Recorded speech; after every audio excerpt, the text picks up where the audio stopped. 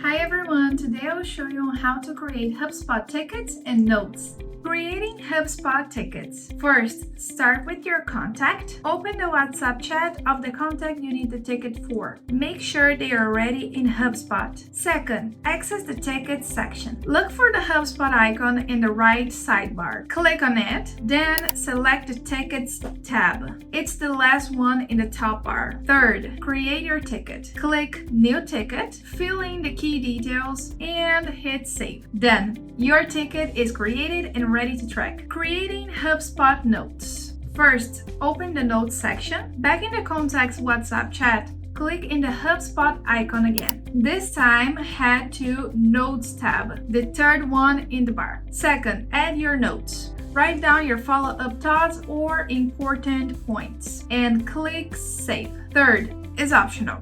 Attach WhatsApp messages. If needed, select key messages from the WhatsApp chat to attach to your note for context. Give it a try and see how easy it is with Eazybe.